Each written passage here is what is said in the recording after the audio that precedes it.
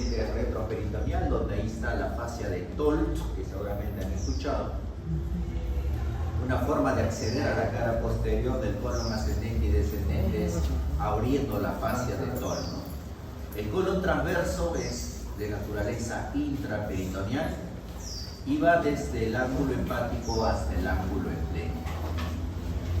El colon descendente en promedio mide entre 22 a 30 centímetros. Obviamente es mucho más largo que el ascendente, pero menor que el transverso. Al igual que el ascendente, el colon descendente es retroperitoneal y también podemos tener acceso a ella a través de la fascia de Tolt. El colon sigmoides es una de las regiones del colon donde más patologías encontramos. El cáncer colorectal más frecuente se asienta en el sigmoides. La enfermedad diverticular más se asienta en el sigmoides. El vólvulo más frecuente es de sigmoides. Entonces, esta parte tiene una particularidad. ¿Por qué? Porque uno, las heces son más sólidas en el sigmoides. Dos, su diámetro es mucho menor. Con heces sólidas y pocas fibras, hace que las heces se comporten como una piedra, lesionando el epitelio, provocando estas patologías que hemos mencionado. El recto. Realmente no tendría por qué llamarse recto porque no es recto, ¿no? Sino es curvo, porque sigue la curvatura del hueso sacro. Tiene una longitud promedio entre 12 a 15 centímetros. Y como lo vuelvo a repetir, inicia cuando terminan las tenias o los apéndices diploicos, ¿no? Y termina a 2.5 centímetros del margen anal, en un espacio que se denomina línea dentada, ¿no? O quirúrgicamente en la transición columno-escamoso, donde el epitelio columnar cilíndrico se convierte en poliestratificado, que está más o menos a 4 centímetros del margen anal. Desde el punto de vista quirúrgico, esa es la transición entre el recto y el ano, pero anatómicamente en la línea dentada que está a 2.5 centímetros del margen anal, que si es posible palparlo. La transición columno-escamoso no lo podemos palpar, eso es histológico, ¿no? El recto tiene unas particularidades. El tercio superior, su cara anterior y lateral es intraperitoneal, su tercio medio solamente la cara anterior es intraperitoneal y el tercio inferior es extraperitoneal, ¿no? No está cubierto por peritoneo. Ténganlo presente eso, ténganlo presente. El recto tiene 3 curvaturas. Superior e inferior es de convexidad derecha y la media es de convexidad izquierda. A eso se denominan las válvulas de Houston. Las válvulas de Houston, que ahí lo vemos en la figura. En cirugía es muy importante la irrigación del colon. El colon es irrigado tanto por la arteria mesentérica superior como por la arteria mesentérica inferior. La arteria mesentérica superior nos va a dar la arteria ilocólica, ¿no? Que va a dar ramas ascendentes y descendentes. Y ahí nos va a dar la arteria cecal anterior y posterior, la arteria pendicular, un reparo anatómico muy importante, ¿no? La arteria pendicular, rama de quién es, de la ileocólica, ¿no? Y ahí nos va a dar el punto crítico de Treves, que lo vamos a ver a continuación. La arteria cólica derecha es también rama de la mesentérica superior y la cólica media.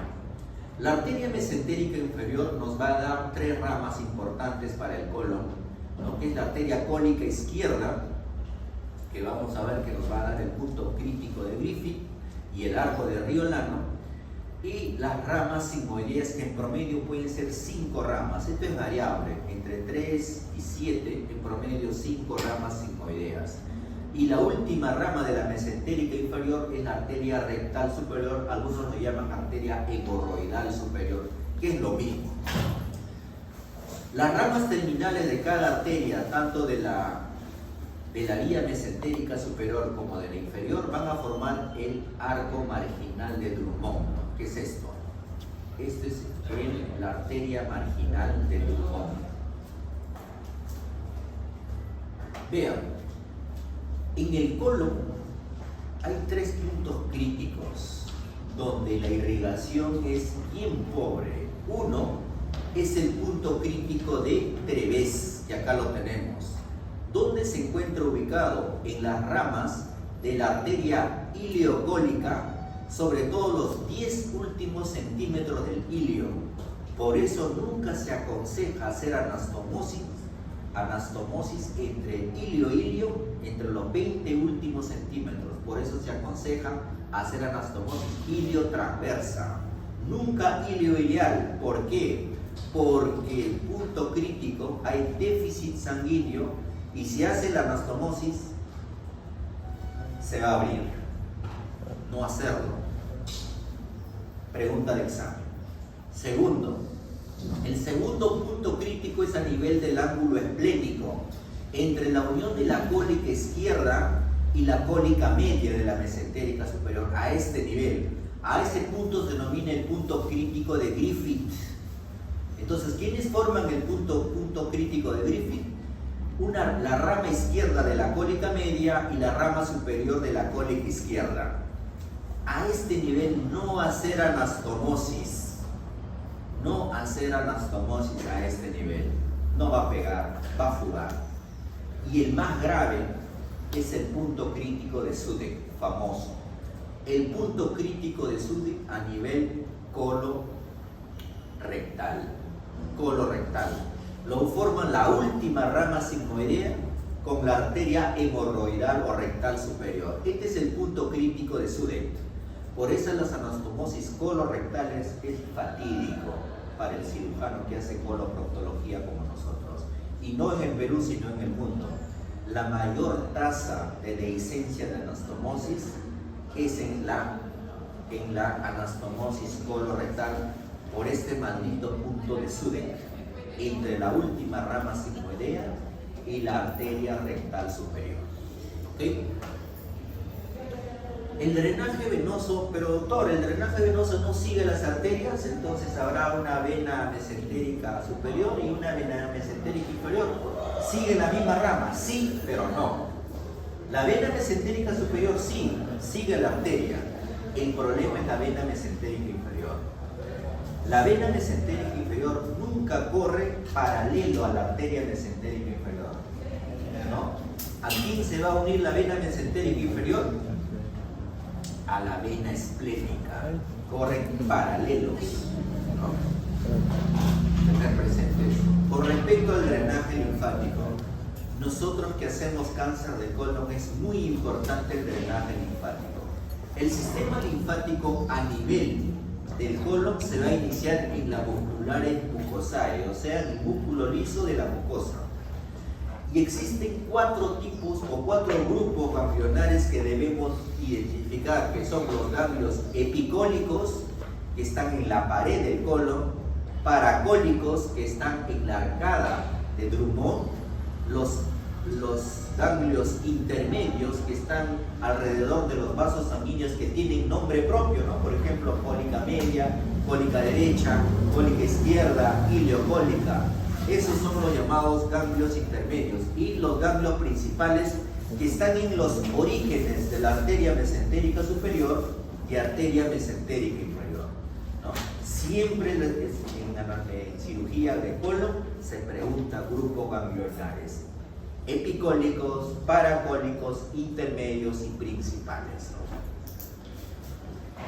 Con respecto a la inervación también es distinto del colon derecho del colon izquierdo. ¿Será lo mismo hablar de colon ascendente que igual que colon derecho? ¿O colon descendente que colon izquierdo? No es igual.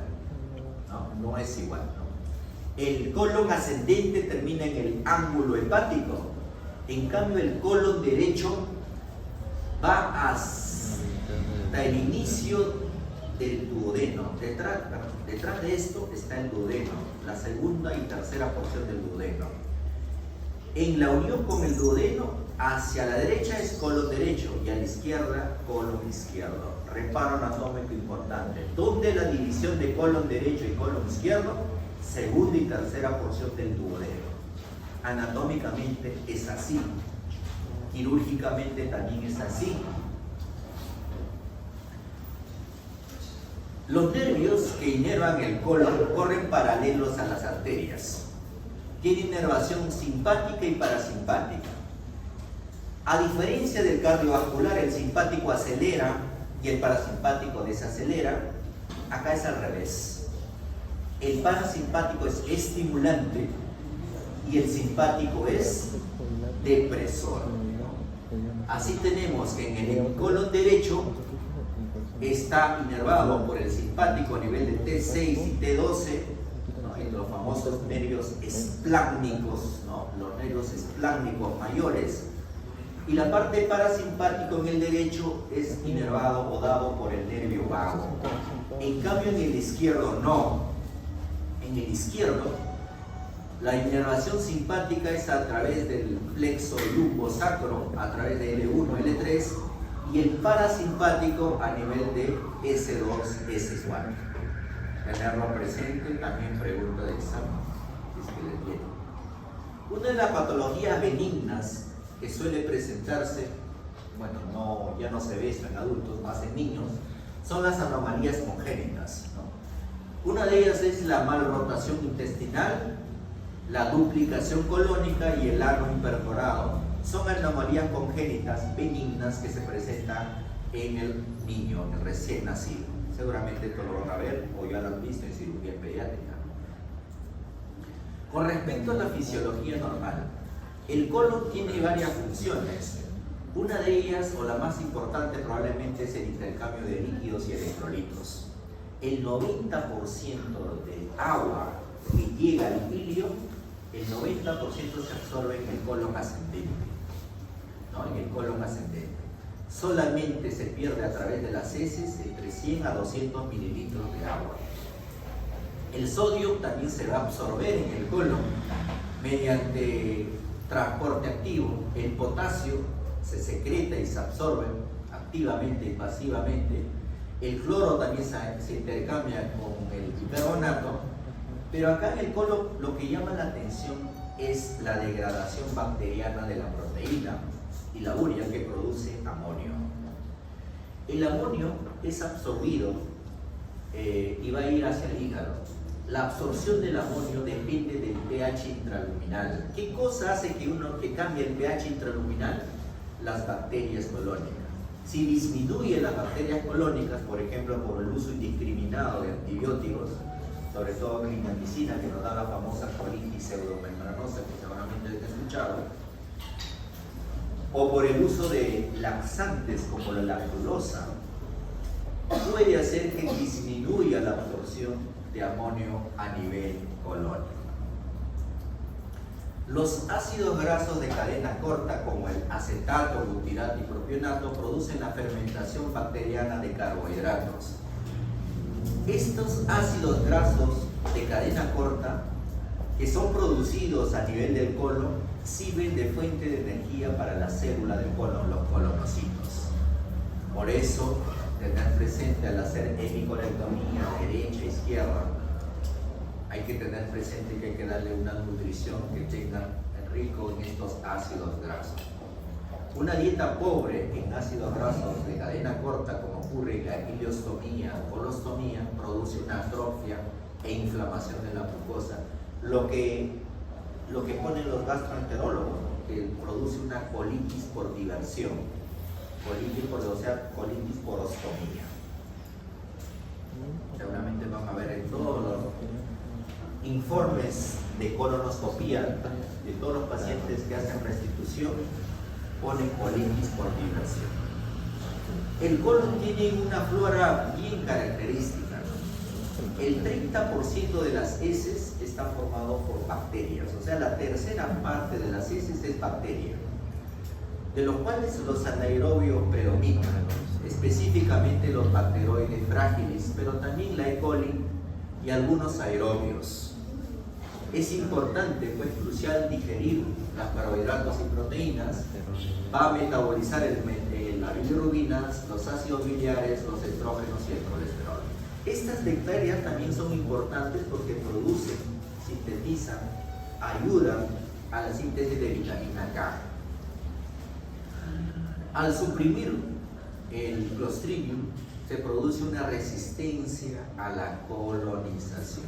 Entonces, esta microflora colónica es muy importante porque contribuye a la sepsis en pacientes críticos si no se tiene cuidado en el trato de esta microflora en el colon. El gas es formado por lo que uno deglute por la difusión a través de la sangre y por gas producido intraluminalmente en el colon. Este gas colónico está formado por nitrógeno, oxígeno, CO2, hidrógeno y metano. El CO2 principalmente es producido por la reacción entre el bicarbonato y el hidrogenión. El hidrogenión y el metano son producidos principalmente por las bacterias colónicas.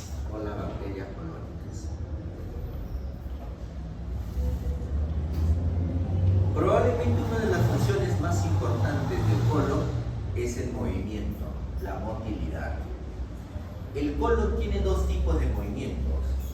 Movimientos de segmentación, que es de baja amplitud, anterógrado y retrógrado, que sirven para mezclar los solutos que existen a este nivel, que van a aumentar la absorción de agua y el intercambio de electrolitos. Y el otro movimiento es de peristalsis, que es un movimiento en masa para transportar o para que se muevan las heces. Existe un complejo motor rectal que sirve para movilizar las heces y todos están inervados o están en relación a la inervación colinérgica de tipo parasimpático. La defecación realmente es un mecanismo complejo y coordinado, donde se produce por el movimiento en masa del colon, por una presión incrementada intraabdominal y rectal y por la relajación del piso pélvico. Todos estos movimientos coordinados hacen que uno pueda defecar. ¿Cómo se inicia el reflejo de la defecación? Con la distensión rectal. Esta distensión rectal produce un reflejo que se denomina reflejo inhibitorio recto-anal. Hace que se produzca uno de los reflejos, que es el muestreo. Este reflejo de muestreo hace que el ser humano distinga lo que está en el recto, sea sólido, líquido o gas. Eso se denomina reflejo de muestreo. Si es que no se defeca porque están en clases, el recto se va a relajar. A eso se denomina respuesta de acomodación, que todos lo tenemos. ¿Cómo ocurre la defecación? Cuando se tiene el estímulo de que el recto está lleno, empieza el reflejo inhibitorio rectoanal y empieza aumentando la presión intraabdominal, principalmente por la maniobra de Valsalva. Cuando van al baño, lo primero que hacen es pujar, y eso es aumentar la presión intraabdominal. Esto provoca la contracción rectal y se relajan los músculos puborectales y se abre el canal anal. Todo esto es un movimiento coordinado. Para la continencia tiene que ver, nosotros somos continentes, ¿no? Porque no se nos escapan involuntariamente las heces. Tiene que ver con la consistencia de la materia fecal. Las heces sólidas contribuyen a la continencia. Obviamente las heces líquidas no lo hacen. Así sea una persona sana, si es que la materia fecal es líquida, se le va a escapar. Y eso está descrito. También tiene que ver con la capacidad de reservorio y adaptabilidad. La distensión de la pared rectal es muy importante y debe estar indemne la parte nerviosa del piso pélvico. Los esfínteres deben estar adecuadamente conservados. Existen dos tipos de esfínter, ¿no? El esfínter anal interno, que tiene la responsabilidad de tener la continencia en el 85% y es involuntario, ¿no? El esfínter anal interno porque es músculo liso, y el esfínter anal externo que nos va a dar la continencia en un 15% y está formado por músculo estriado, obviamente de naturaleza voluntaria. ¿Cuándo se produce incontinencia? Cuando hay una mala adaptación rectal, cuando hay lesión del esfínter anal interno o esfínter anal externo o del músculo puborectal o algunas neuropatías, sobre todo en las traumas vertebromedulares. Ante cualquier patología colorectal debemos hacer, como en todas las enfermedades que se están viendo hasta ahora, seguramente una buena evaluación clínica, una buena historia clínica, pero acá ayuda bastante, ¿no? La evaluación clínica incluye pues un tacto rectal. En lo que es todo lo que es patología colorectal, el tacto rectal es importante. Pero para patologías quirúrgicas, porque estamos en el curso de cirugía, es necesario evidenciar la lesión y para eso utilizamos métodos endoscópicos como la anoscopía, proctoscopía, sigmoidoscopía, colonoscopía, ¿no? Para definir el diagnóstico preciso. No solo eso, sino también nos ayudamos de ciertas imágenes como la radiografía, como el vólvulo, la tomografía, obviamente en cánceres, la colonografía, la resonancia magnética, ¿no? La angiografía y la ecografía también pueden tener su uso. En patologías perianales, como lo van a ver probablemente el viernes, me parece que van a hacer un curso del tema de perianales, las investigaciones fisiológicas del piso pélvico es lo que van a estudiar ustedes. ¿Laboratorio nos ayudará? Sí. El antígeno carcino embrionario es un marcador tumoral que nos indica el pronóstico y el seguimiento de un cáncer de colon. Algunos síntomas que tienen que ver específicamente con patologías colorectales: el dolor, la hemorragia digestiva baja, el estreñimiento o constipación, la diarrea y la incontinencia son manifestaciones típicas de patologías colorectales. Vamos a ver alguno de ellos rápidamente. El dolor. El dolor abdominal, pélvico y anorrectal hay que diferenciarlo con una buena anamnesis. El dolor abdominal realmente es un síntoma muy específico que puede ser causado por obstrucción, inflamación, perforación, isquemia. Tratar de hacer un examen clínico cuidadoso. El dolor pélvico tiene que preguntarse aunado a un tenesmo. ¿Qué es el tenesmo? El tenesmo es la sensación de querer defecar, ¿no? En cada momento. Puede ser causado por proctitis, por una masa rectal o retrorectal o impactación fecal. Que el paciente que le diga: doctor, quiero defecar, voy al baño, no sale nada, termino y otra vez quiero defecar, ese paciente tiene algo, hay que investigarlo, ¿no? Tacto rectal, buena historia clínica, baja de peso y lo más importante, métodos endoscópicos, proctoscopía. No se confíen, no, esto se está haciendo, no. El paciente les pregunta es porque sienten algo, no vienen a verlos, porque sobre todo esa patología es que es vergonzante, ¿no? ¿A quién le gusta que le examinen el ano? Vergonzante, para que le consulte, le digan, tómenle la debida atención. El dolor cíclico asociado a la menstruación, endometriosis, ¿no? Parches endometriales pueden causar dolor pélvico. La enfermedad pélvica inflamatoria, hacer un diagnóstico diferencial. El absceso peridiverticular, que lo vamos a ver más adelante. El dolor anorrectal, obviamente, la causa más frecuente a nivel anal es por fisura anal. Eso lo van a ver el viernes. Es un dolor. Con un par de preguntas hacen el diagnóstico. Obviamente tienen que corroborarlo para ver, porque tiene sus lesiones características. Raramente un cáncer te va a dar dolor en el ano. Si les da, ya no hay nada que hacer, ni siquiera en quirúrgico. Entonces, el dolor más del 99% es por una patología inflamatoria. Y todas las inflamatorias son benignas. La hemorragia digestiva baja. En una hemorragia digestiva baja, el primer objetivo obviamente es reanimar, reponer todas las pérdidas que ha tenido. El segundo objetivo es identificar dónde está sangrando. No es tan fácil realmente. No, que lo metan en el colonoscopio, ahí lo verán. Díganle al gastro que lo metan, no lo va a hacer. Tienen miedo, porque sangran y se le choca ahí haciendo su procedimiento. Casi nunca lo hacen. No, el cirujano que entre, pero ¿cómo? Pues si por dentro, ¿por dónde vemos que está sangrando? Si es intraluminal. Ya, el trasluz. No, es difícil eso. Parece tan fácil, pero gracias a Dios, la hemorragia digestiva baja, más del 95% se autolimita. Solo para.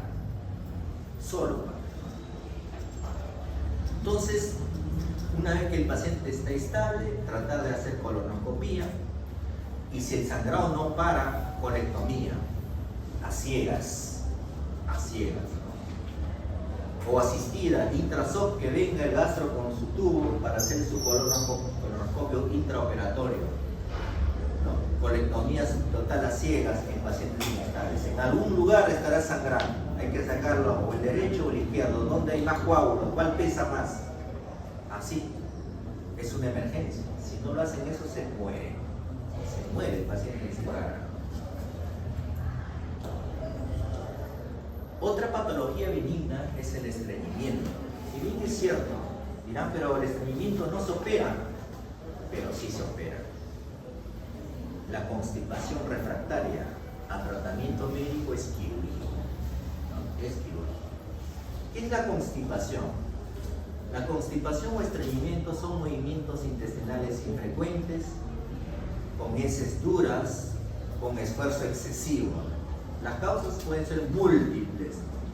Lo que nos interesa a nosotros, que puede ser producido por estenosis, enfermedad diverticular, tumor. Importante la colonoscopía. Entonces, tratar de identificar si hay un proceso obstructivo que está produciendo esta constipación. ¿Qué hacemos?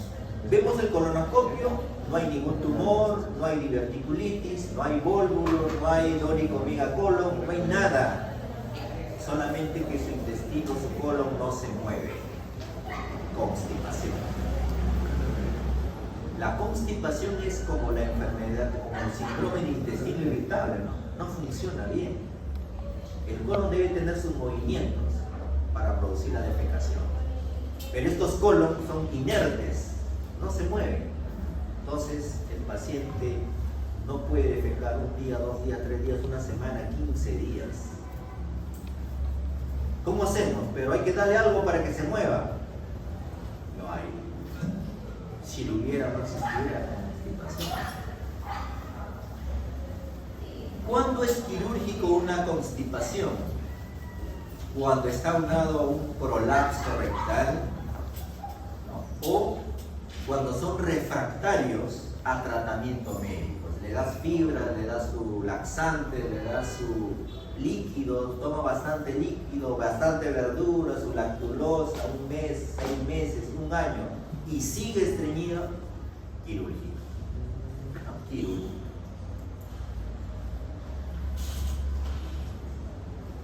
El síndrome de intestino irritable.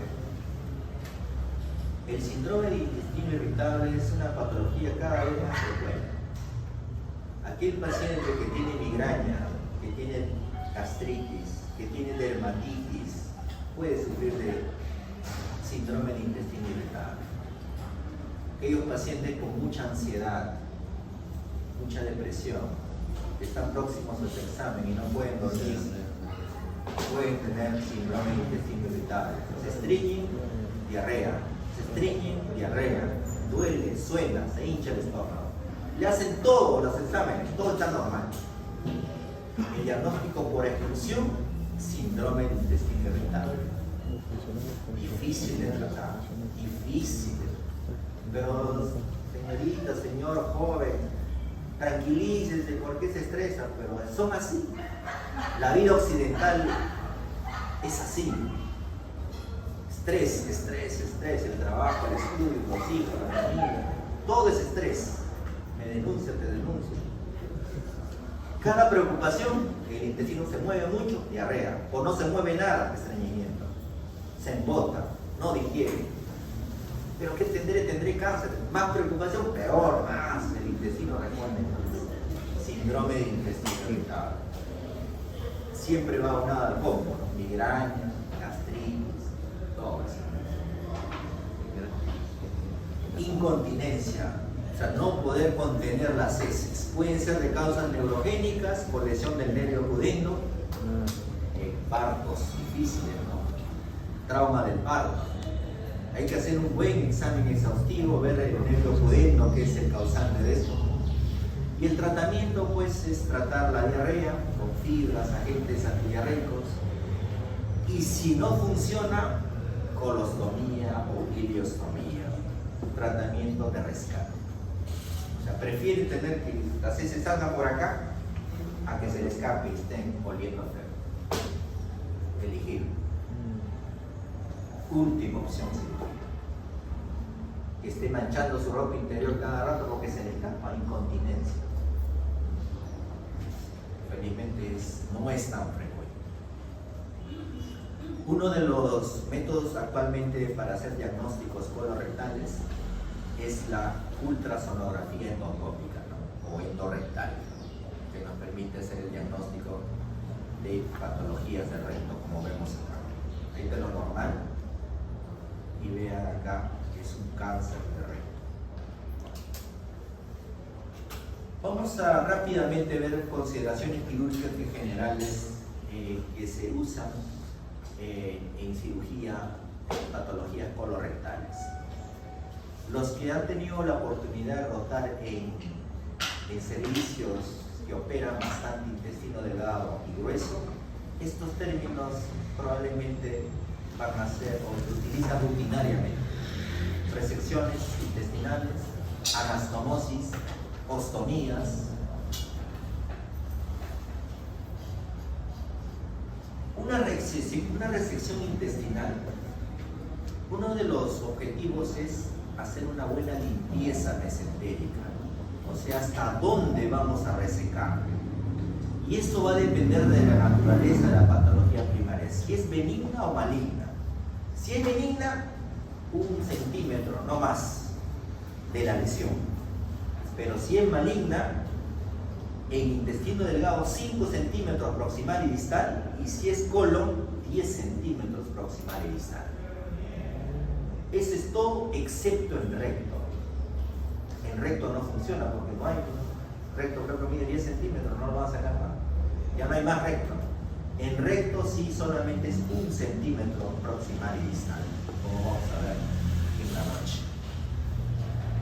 Entonces, la resección es, ¿cuál es la intención de la resección? ¿Es curativa o solo paliativa? La localización del tumor o de la lesión y condición del mesenterio. Entonces acá hay varias modalidades de resección que lo vamos a ver. Ahora, ¿la resección es de emergencia o es selectiva? Causa de resección de emergencia, lo que vemos nosotros más en la emergencia, ¿no? Obstrucción, perforación de colon, hemorragia digestiva, como hemos visto. ¿Cuáles son las técnicas a utilizar? En cánceres del colon derecho y transverso proximal, colectomía derecha, extendida con anastomosis ilio-transversa. Tumor del lado izquierdo, resecciones y lesiones o colostomía con o sin fístula mucosa. Anastomosis primaria con lavado colónico con ileostomía de protección. ¿Cuándo se hace ileostomía de protección? En las patologías, en hacer anastomosis colorectales. Tanto falla la anastomosis por el punto crítico de Sudeck que le comenté, tanto falla las anastomosis colorectales que hacemos la anastomosis y por miedo hacemos ileostomía de protección. No llega las heces ahí hasta que pegue bien. Después de 2 meses Hacer una anastomosis ileal es mucho más fácil, sencillo, fácil de hacerlo.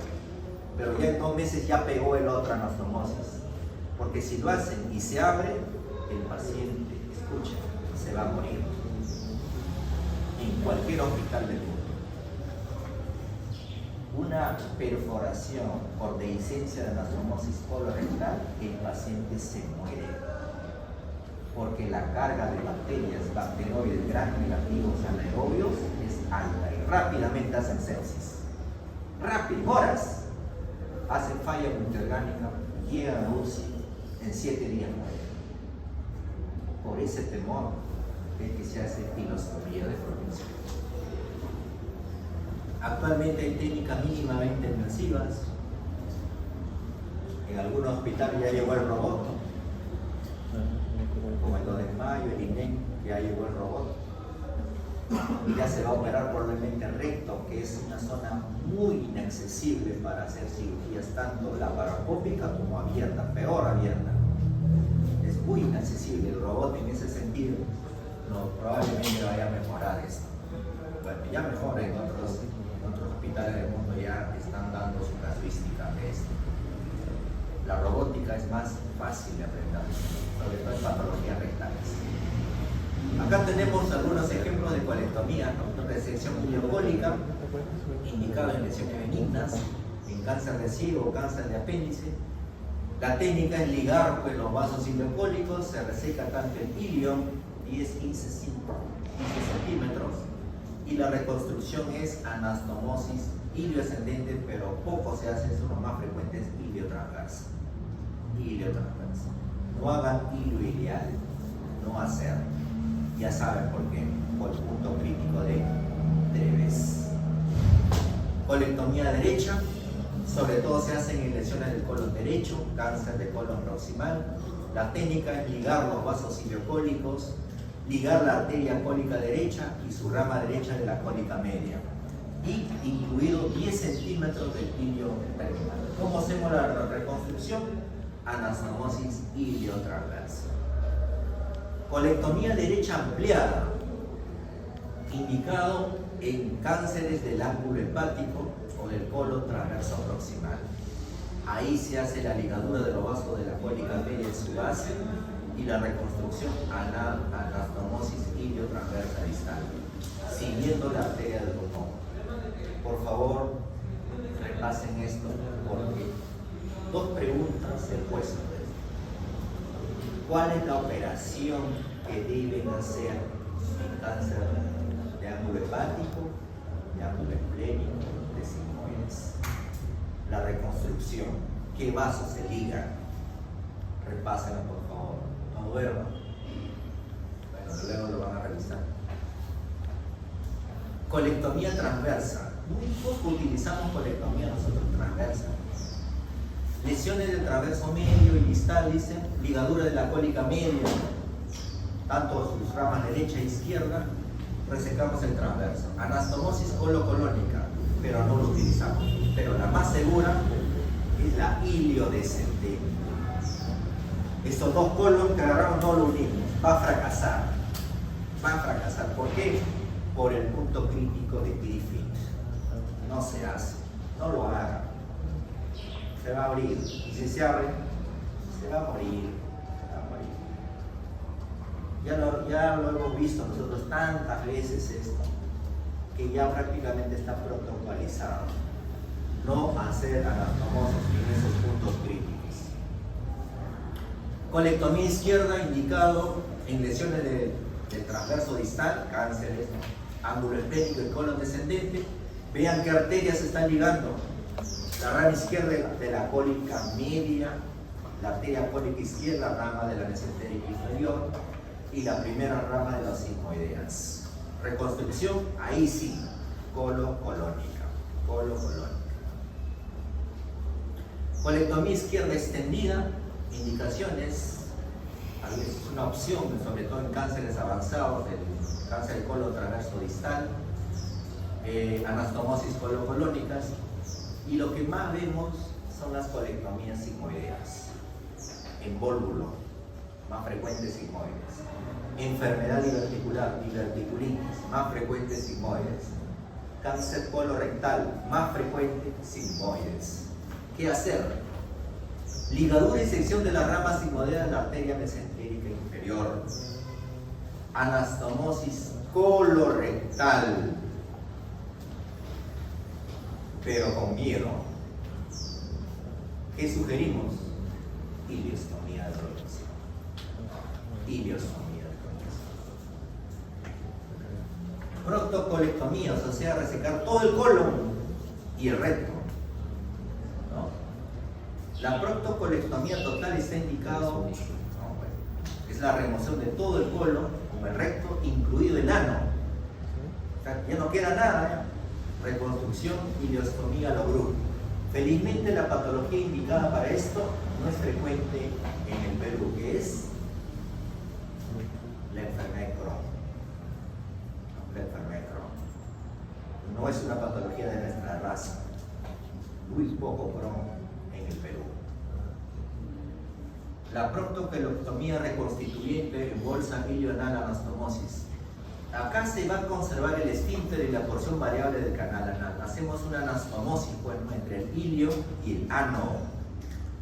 Puede ser mecánico o manual. Con o sin ileostomía de protección. Obviamente nosotros vamos siempre con ileostomía de protección. Ahí tenemos la anastomosis ilioanal en bolsa en J-pouch con ileostomía de protección. Esa es la operación que se hace. ¿En qué? En Crohn. En Crohn.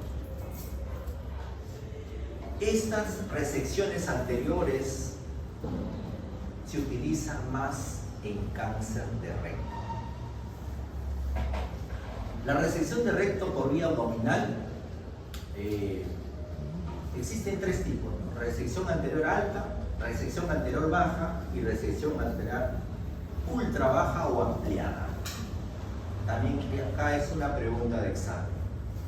Pregunta de examen. ¿Cuándo está indicado resección anterior alta, baja y ultra baja? Que es la que actualmente se maneja. La resección anterior alta, diverticulitis, incluye la parte superior del recto. Hay que ligar la arteria mesentérica inferior en su base y se hace la reconstrucción colorectal. Colorectal. Ahora, pero diverticulitis, doctor, pero es patología benigna, ¿por qué no solamente colorectal, sin ileostomía de protección? Se puede hacer, pero con mucho riesgo, mucho riesgo. La resección anterior baja, esta es la pregunta de examen. ¿En quién está indicado? En cáncer del recto medio y recto superior. Ahí está la división de los rectos. Recto superior, recto medio y recto inferior. La técnica es ligar la arteria mesentérica inferior en su base, en su origen. Hay que hacer una disección posterior hasta la fascia recto-sacra y anteriormente hasta la fascia de Denon-Villiers. ¿No? Denon-Villiers. ¿Qué tipo de reconstrucción hacemos en la resección anterior baja? Anastomosis colorectal baja, con movilización del ángulo esplénico. Hay que bajar el ángulo esplénico porque si no el colon no llega, ¿no? Pero esto también con ileostomía de protección. La resección ultra baja en lesiones del recto distal, pero varios centímetros encima del esfínter anal, La técnica, simplemente hay que movilizar el músculo elevador del ano, disección anterior hasta el septum recto vaginal en mujeres y distal a la vesícula seminal y próstata en el varón. ¿Qué tipo de reconstrucción hacemos en la resección ultra baja? Anastomosis coloanal, sea mecánico o manual, y si hay daño del esfínter o incontinencia, mejor hacerlo colostomía terminal. Harman, ya no, ¿para qué? ¿Para qué hacer la anastomosis si va a estar compacto y eliminando? No vale la pena. El procedimiento de Harman, que seguramente escuchamos, han visto, aprenden a cambiar bolsa de colostomía, vean el cuidado de un ostoma, ileostomía, colostomía, vean cada cuánto se cambia una bolsa, vean los débitos de una iliostomía, colostomía en 24 horas para que sepan cuánto sale en 24 horas en una iliostomía, en una iliostomía, no es lo mismo, para saber si está yendo bien o mal. El procedimiento de Hartmann pues, es la resección del colon o recto sin anastomosis. Colostomía es creado el colon distal o recto y es dejado como bolsa ciega. ¿Qué es fístula mucosa? ¿Han escuchado ustedes fístula mucosa? Nosotros en la unidad que estamos utilizamos bastante esto en algunas patologías, ¿no? La fístula mucosa es cuando el colon distal es largo para alcanzar la pared abdominal, entonces se crea una fístula mucosa. No sé si por acá tenemos una imagen. Entonces, ¿qué cosa es colostomía? A los Hartmann sacan el proximal y el distal lo cierran, ¿verdad? Pero algunas veces nosotros este distal no lo cerramos, sino lo sacamos a la piel. Este es fístula mucosa. ¿Por qué? Porque distalmente se puede obstruir en cáncer, sobre todo en el cubano. Entonces, si se obstruye el colon, cuando ustedes hacen colostomía recto, ¿ya no funciona? No, sigue funcionando. ¿Qué va a producir? Moco. Y ese moco, si se obstruye, se revienta lo que han hecho, se hace una peritonitis fecal, porque también hay alimentos, muerte. Por eso hacemos fístula mucosa, fístula mucosa. La operación de Miles, que cada vez se hace menos, ¿no? La resección abdominoperineal o operación de Miles. Ahí se saca todo y se deja pues con colostomía permanente, colostomía no Hartmann, la operación de Miles. Anastomosis, de acuerdo a la geometría, puede ser término terminal, término lateral, ¿no? O lateral o látero-terminal, ¿no? Dependiendo qué tipo de anastomosis nos pueda a nosotros detener ahí en el acto quirúrgico. Puede ser manual o con sutura mecánica. Entonces, siempre asegurar una buena vascularidad y que no esté tenso. Si está tenso, se va a abrir. Si no hay buena vascularidad, se va a abrir. Y siempre tener presente estos tres puntos críticos, ¿no? De Treves, de Griffith y de Zurek. Esta es una anastomosis lateral con sutura mecánica, técnica de Barcelona, que más utilizamos nosotros. Un ostoma puede ser temporal o permanente, puede ser terminal o en gasa. Entonces hay que... ¿Dónde hacemos normalmente las ostomías? Normalmente las ostomías se debe hacer en la zona donde está el músculo recto anterior, para que funcione como una válvula. El músculo va a contraer y se comporta como una válvula. ¿A qué altura debemos hacerlo? A la altura del ombligo, sea a la derecha o a la izquierda, dependiendo si lo van a hacer con ostomía o ileostomía, pero a la altura del ombligo, por encima de donde nos ajustamos el pantalón, para que no esté ahí condicionando un bache a ese nivel, ¿no? ¿Cuál es la técnica de ostomía? Debemos tener algunos reparos anatómicos, debemos hacer una incisión circular, disecar el celular subcutáneo hasta llegar a la vaina de los rectos. Siempre transrectal, no lo hagan extrarrectal, no lo hagan, porque el paciente se va a quejar, porque cada rato la bolsa se va a llenar. En cambio, si lo hacen transrectal, va a estar abriendo y cerrándose, y eso es más fisiológico. Tener cuidado con la arteria epigástrica inferior, tener cuidado, fuera de la arteria epigástrica inferior. ¿Rama de quién es la arteria epigástrica inferior? De la ilíaca externa. Pregunta de examen, triángulo de Hasselbalch, salud, sabía. Triángulo de Hasselbalch, uno de los reparos, arteria epigástrica inferior. Ileostomía puede ser también temporal y permanente, puede ser en gasa que esté temporal, ¿no? que es un segmento iliac atraído hacia el defecto de la pared con un asa. Y la ileostomía en asa dividida, que se llama alobiculix, y esto previene la desviación incompleta. Ileostomía permanente a lo Bruch, después de una proctocolectomía, una ileostomía terminal es preferida a la permanente, siempre.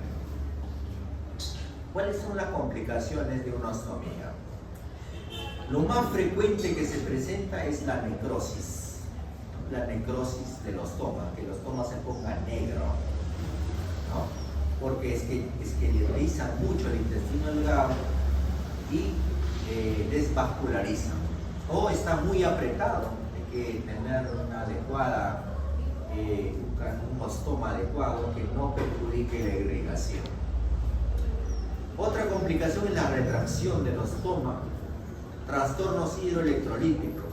Normalmente una ileostomía, su débito debe ser menos de 1500. Si es más de 1500, déjelo internado, porque el paciente se va a morir en casa, porque no va a poder adaptarse a esto.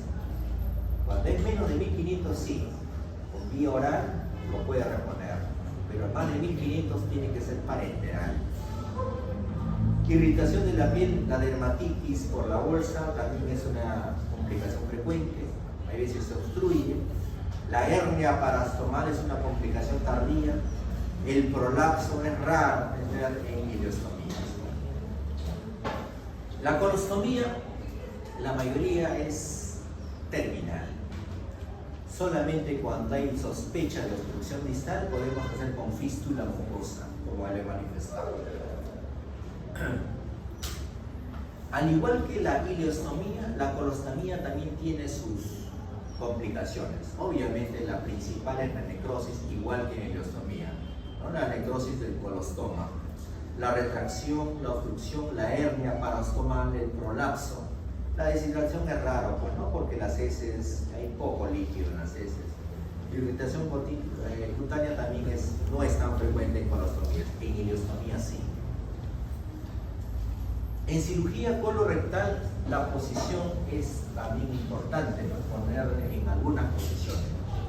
Muchas colectomías lo hacen en posición de cúbito dorsal, pero los que operamos recto utilizamos la posición de Lloyd Davis. ¿Qué es esto? Esta es la posición de Lloyd Davis.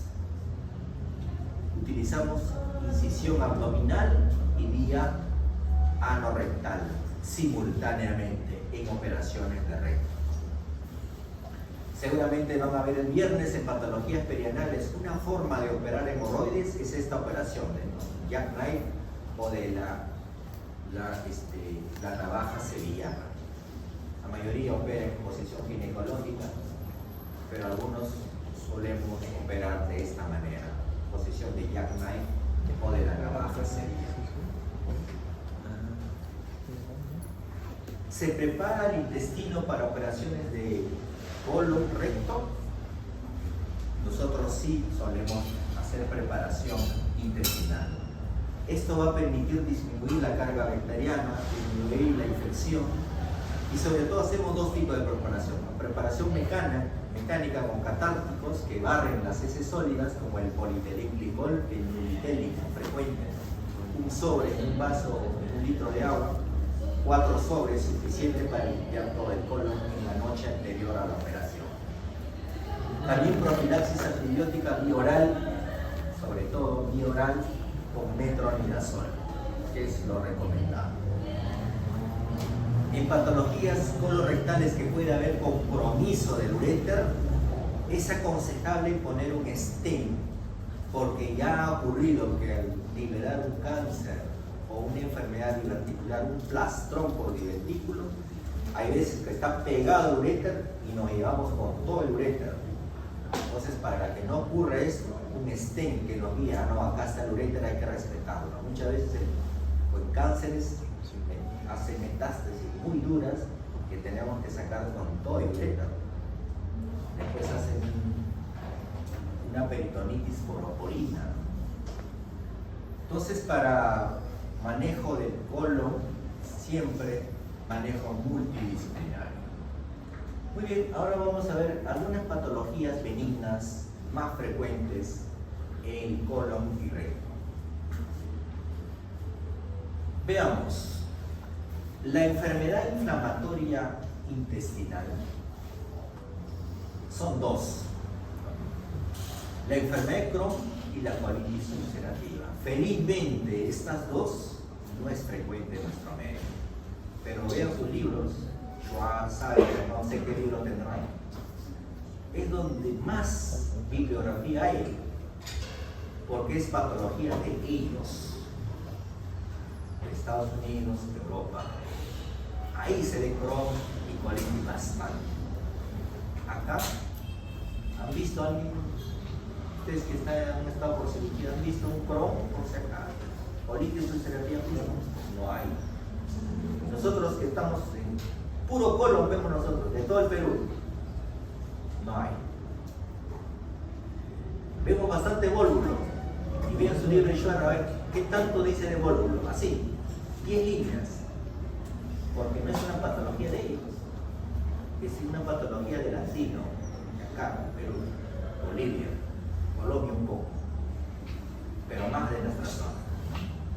Los que más saben de vólvulos, los huancaínos y los pureños, muestran su casuística, que operan 1 o 2 por semana, todo el año, vólvulo. ¿Quién va a saber más que ellos? Nosotros operaremos 1 al mes, a los 2 meses, que vemos patología puro de colon. El resto se van a liberar 1 al año. Entonces no es tan frecuente acá en la costa. La colitis ulcerativa y la enfermedad de Crohn es una enfermedad ambas bimodal, o sea que se presentan en 2 etapas, en 2 grupos etarios, en la tercera década de la vida y en la 7ª década de la vida. ¿Cuál es la causa de la enfermedad inflamatoria intestinal? Realmente no se sabe. ¿Cuál es la causa de la artritis reumatoide? No se sabe. ¿Cuál es la causa del lupus eritematoso sistémico? ¿Cuál es la causa de la enfermedad de Parkinson? Igual, estas son enfermedades autoinmunes. Pero doctor, ¿y qué hace cirugía? Porque se complica, se perfora, ahí es quirúrgico. Solamente en la complicación o en el riesgo de desarrollar cáncer colorectal. No está claro su origen, es multifactorial, ambiental, genético, autoinmune. Está asociado muchas veces a la dieta, al alcohol, anticonceptivos, el fumar. Se ha atribuido también la genética. En la enfermedad de Crohn es la más involucrada, la parte genética. Hay 3 genes que están acá, que son los involucrados en este tipo de patologías. Inmunitariamente ocurre una disregulación inmune crónica. Se ha visto factores desencadenantes de esta respuesta inmune, que son las bacterias como el Mycobacterium paratuberculosis y la Listeria monocytogenes, como bacterias desencadenantes de esta respuesta inmune. Esta respuesta inmune hace que se destruya la mucosa del intestino, sea colon o intestino delgado, produciéndose una barrera, un defecto en la barrera gastrointestinal.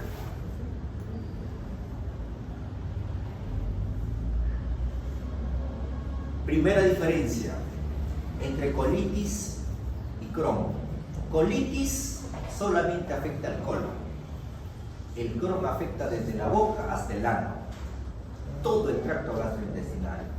Segunda diferencia, la colitis ulcerativa solo afecta a la mucosa submucosa, no más.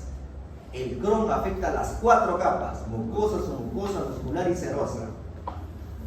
Tercera diferencia, la colitis afecta casi todo el colon en forma simétrica, el Crohn en parches, una parte en el estómago, un parche en el intestino delgado, en el colon parches. No es seguido, no es una sola lesión. En el Crohn hay parches de inflamación a varios niveles del tracto gastrointestinal. Esa es la diferencia. Por eso en Crohn el tratamiento quirúrgico tiene que ser muy conservador. En cambio, en colitis ulcerativa hay que resecar todo el colon. Todo el colon. Tratamiento definitivo.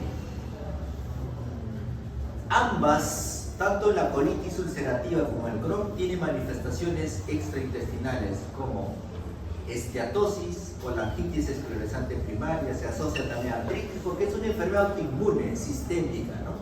Eritema nodoso, pioderma gangrenoso y las uveitis, ¿no? Como toda enfermedad autoinmune, obviamente, pues al inicio es antiinflamatorios, corticoides, ¿no? Inmunomoduladores, metotrexate, acetropina, que seguramente han estudiado ustedes en medicina interna, igual acá. Hay que darle tratamiento. Si falla, cirugía. Recién ahí. La colitis ulcerativa, todo lo que he dicho, indicaciones de cirugía de emergencia cuando hay hemorragia masiva, megacolon tóxico o colitis fulminante. ¿Qué hacer? Proctocolectomía total, sacar todo el colon, incluido el recto, y dejarlo solamente en el esófago. Para toda la vida. En cirugía electiva podemos dejar el recto y hacer la anastomosis iliorectal o ilioanal. Podemos, si es que no está tomado. Acá está la cirugía en reservorio ilioanal. La enfermedad de Crohn, ya le he manifestado, ataca todo el tracto gastrointestinal. El tratamiento es médico y el quirúrgico. Acá sin Crohn, por favor, de repente les viene esa pregunta. En Crohn hay que ser bastante conservadores, no como en la colitis ulcerativa. En Crohn, solamente si está inflamado, saquen ese pedacito, nada más, porque afecta desde la boca hasta el ano, no lo vamos a sacar todo. Un tiempo ataca acá, otro tiempo más arriba, después de 5 años más abajo, y así está. Un poco más difícil de tratar. Obviamente si hay cirugía, si es una hemorragia masiva, resección intestinal limitada, bastante conservadores. Hay que ser bastante conservadores en Crohn. Las complicaciones del Crohn, como la obstrucción, las fístulas y las enfermedades perianales, se tratan similar a las enfermedades que hemos descrito. La enfermedad diverticular sí es frecuente acá en el Perú, porque ya adoptamos la alimentación occidental. Papa frita, arroz de Kentucky, Coca-Cola, hamburguesa, tubemos, todo lo que ustedes comen. Eso provoca enfermedad diverticular. Enfermedad diverticular no hay en el andino, hay subólvulos, pero acá enfermedad diverticular. Típico de países occidentales, por una dieta alto en carnes rojas y baja en fibras, no quieren comer ensalada. El estado inmunológico también es importante, los corticoides aumentan el riesgo de perforación, el hecho de fumar aumenta el riesgo. ¿Por qué se produce la enfermedad diverticular? El sigmoides es el lugar más común, ¿no? ¿Por qué? Porque tiene su diámetro 3 centímetros, comparado al ciego que tiene 8 centímetros. Es más delgadito. Segundo, las heces son más sólidas en el sigmoides, ¿no? Entonces, y con un peristaltismo débil, se produce segmentación, produce divertículos. Eso es lo que llamamos divertículos por pulsión. Divertículos por pulsión. Los divertículos que se presentan a este nivel, también me preguntan, no para usted de repente, el nivel más bajo, son pseudodivertículos. ¿Qué quiere decir pseudodivertículos? Que son falsos. ¿Y qué significa ser falso divertículo? Que solamente se protruye la mucosa. Entonces habrá divertículos verdaderos que tienen las 4 capas, ¿no? Mucosa, submucosa, muscular y serosa. Por ejemplo, el apéndice es un divertículo verdadero. El divertículo de Meckel, del intestino delgado de Hillo, es un divertículo verdadero porque tiene las 4 capas, ¿no? cambio acá no, lo que se forma son pseudodivertículos. Divertículos falsos que solamente tienen la capa mucosa, o algunos dicen submucosa, pero mayoritariamente mucosa. ¿Qué es diverticulosis? Son divertículos que no tienen ningún síntoma. De repente ustedes tienen, yo lo tengo, pero no tengo ningún síntoma. Que lo pueden diagnosticar, que se hace una colonoscopía porque les gusta hacer su colonoscopía y le diagnosticaron ahí un tamizaje. La enfermedad diverticular es cuando los divertículos tienen síntomas y puede ser diverticulitis, que es la inflamación de estos divertículos, y se clasifican en enfermedad diverticular no inflamatoria, diverticulitis aguda, donde vamos a ver que hay la clasificación de Hinche, diverticulitis crónica y enfermedad compleja cuando hay fístulas. ¿Cuáles son las molestias que puede tener el paciente? Pues cuando se complica. Esta es la clasificación de Hinche modificado. Hinche 1, cuando hay diverticulitis o un absceso pericolónico. Hinche 2, que se divide a su vez en 2A, cuando son abscesos distantes, por ejemplo en fondo de saco, con posible drenaje por punción. Y Hinche 2B, cuando hay fístula.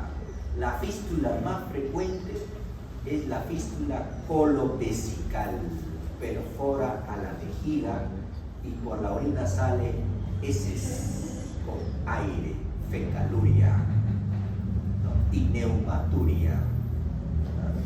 La primera causa de fecaluria y neumaturia es diverticulitis Hinche 2 y pregunta de examen, Hinche 2B. Grado 3, peritonitis purulenta, y grado 4, peritonitis fecal. Obviamente grado 3 y 4 es netamente quirúrgico. ¿Cómo se presenta? Como cualquier proceso inflamatorio intraabdominal: dolor en foxiliar izquierda, náuseas, sangrado, disuria, etcétera, neumaturia. Ahí tenemos la inflamación de la pared del sigma, secundaria de diverticulitis no complicada, una imagen de tomografía. ¿Cuáles son las complicaciones de la enfermedad diverticular? Obviamente la principal es la diverticulitis, ¿no? 1 de cada 4 produce diverticulitis, hemorragia, absceso, perforación errada, fístulas y estenosis, ¿no? ¿Cómo diagnosticamos? Obviamente una buena historia clínica, el grupo etario en que están, normalmente se presentan en personas de la tercera edad, ¿no? Pero actualmente ya en pacientes más jóvenes se puede ver enfermedad diverticular, ¿no? La diverticulitis, para el diagnóstico, tomografía. ¿Qué hay que ver en la tomografía? Engrosamiento de la pared del colon, plastrón inflamatorio, neumoperitoneo si es que se ha perforado, estenosis o fístulas si es que lo ha hecho. Hay que hacer el diagnóstico diferencial con cáncer. No es tan fácil hacer el diagnóstico con cáncer. Tratamiento. ¿Qué hacer ante una enfermedad diverticular? En emergencia, que puede presentarse en diverticulitis no complicada, obviamente pues viene con dolor, náuseas, fiebre, leucocitosis, 20.000 de leucocitos. Lo primero, NPO, hay que hidratarlo, antibióticos. Gran negativo, ceftriaxona o ciprofloxacino, quinolona de segunda generación. Y para anaerobios, el mejor anaerobicida debajo del diafragma, metronidazol. No clindamicina. Clindamicina es segunda opción siempre. El tratamiento puede ser hospitalario, ¿no? Y si es que mejora, ambulatorio. La diverticulitis complicada, según la clasificación de Hinche, en Hinche 1-2, abscesos menos de 5 centímetros, puede responder a antibióticos. Si el absceso mide más de 5 centímetros, percutáneo. Vean por favor las medidas, los estadios. En cirugía eso preguntan bastante. ¿Qué hago un absceso de 3 centímetros? ¿Lo opero? ¿Qué hago? Solo antibiótico. Solo antibiótico. Pregunta de examen. En el engaño. He visto. Hinche 3 y 4, obviamente, cirugía. Ahí ni lo piensen.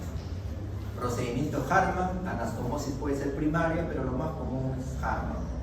Para aquí en un terreno bastante infectado, hacer anastomosis primaria no es la recomendable. En electivo, cuando hay absceso que ya lo drenaron, podemos hacer el tratamiento electivo después de 2 meses.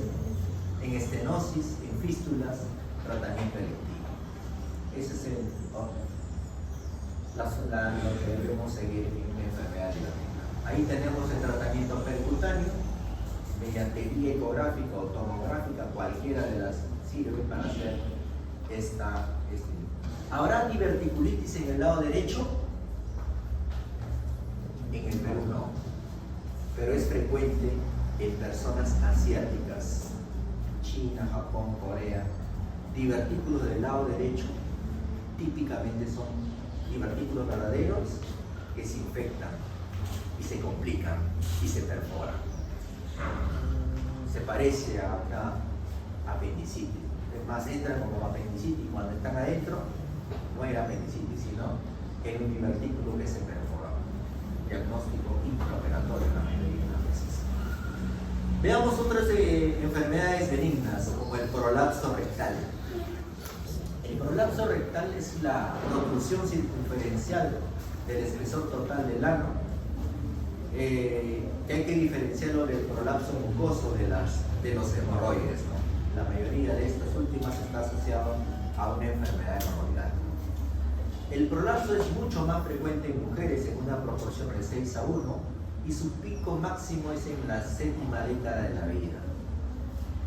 Estos pacientes con prolapso tienen con tenesmo, sensación de querer defecar cada rato, sensación de bulto por el ano, sensación de evacuación incompleta, tienen descarga mucosa, manchan su ropa interior y muchas veces tienen incontinencia fecal, manchan su ropa con heces también. Por eso estos pacientes deciden operarse, por esas molestias que tienen. El diagnóstico es netamente clínico, tacto rectal, estudio de tránsito colónico. La colonoscopía es lo que nos hace el diagnóstico. Tratamiento, cirugía. Existen muchas opciones, pero lo de prolapso más de 5 centímetros, lo ideal o lo mejor, lo que tiene menores recidivas es la vía abdominal, específicamente hacer la rectopecia ventral de Ripstein o Maya, que es lo que se aconseja. En pacientes ancianos de 90 años no le van a hacer un Ripstein, le pueden hacer perianal, que es el procedimiento de Delorme, ¿no? Mediante vía anal, ¿no? Vía perianal. Entonces la operación va a depender de la condición médica, siempre, siempre. La operación de Ripstein con Maya, fijación para que no prolapse. Otra entidad bastante rara, bueno, realmente no es tan frecuente, el síndrome de úlcera rectal solitaria.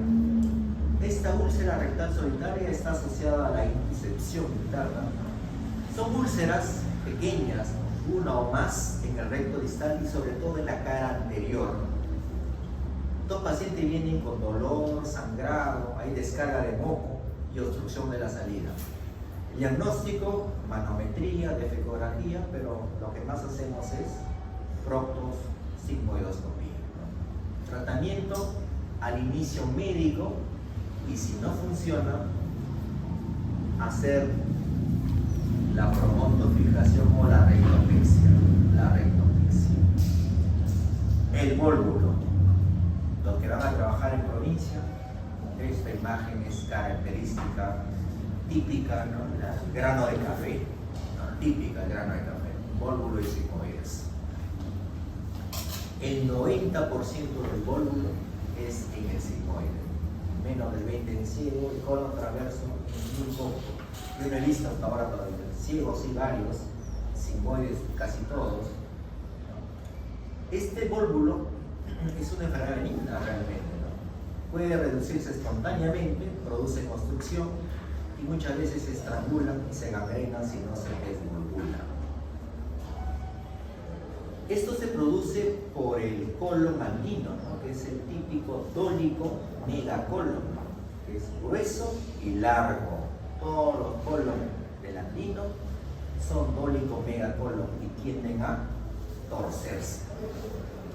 Todos debutan con una obstrucción intestinal y tienen una larga historia de obstrucciones y remisiones, ¿no? Hasta que un día ya pues se volvula completamente. El módulo sigmoides tienen la imagen típica del grano de café con convexidad de Lassa en el cuadrante superior derecho. El manejo es similar a cualquier obstrucción. Tratar de desvalvularlo con un proctoscopio o con una sonda rectal número 32 que puede funcionar, pero la recurrencia es bastante alta.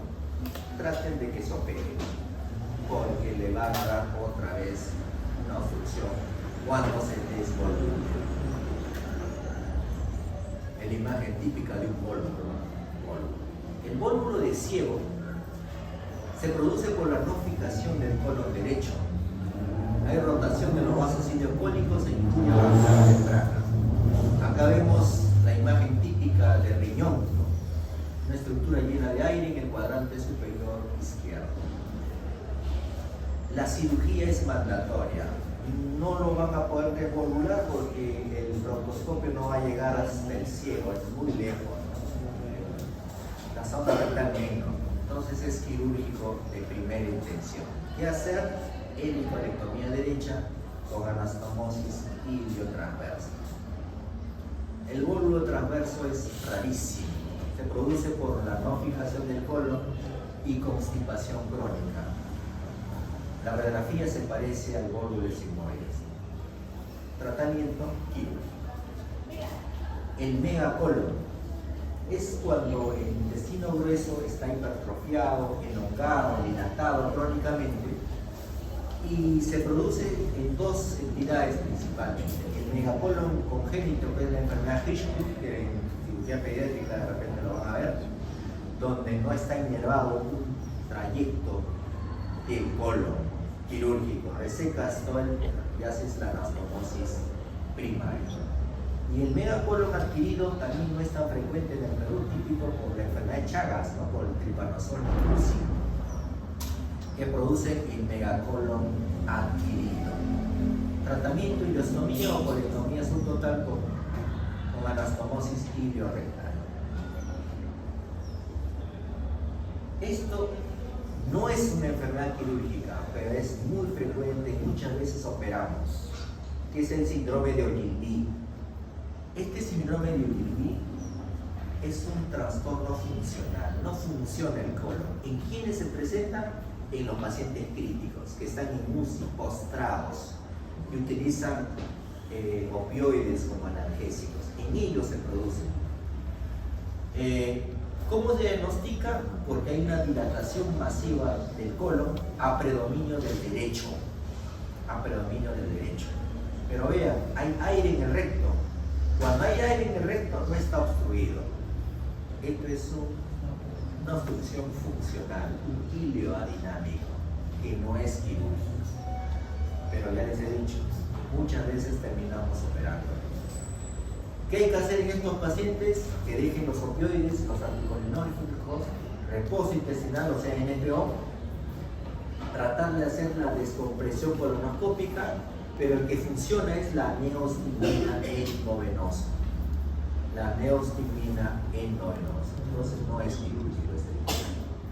La colitis isquémica cada vez se ve más, sobre todo porque hay mucha diabetes. Se produce por un flujo lento y por oclusión de los vasos pequeños que van a irrigar los trayectos del colon. Los factores de riesgo: enfermedad vascular, trombulo esplénico. Está asociado al uso indiscriminado principalmente de la clindamicina. Otras colitis, bueno, casi todo es médico, solamente es quirúrgico cuando se perfora o hace colitis tóxica, megacolon tóxica. Hay diferentes entidades que nos pueden causar colitis, como bacterianas, parasitarias, micóticas, virales, ¿no? Y cuando hay perforación o colitis o megacolon tóxico, recién se hace quirúrgico. Muy bien, chicos. Si tuvieran alguna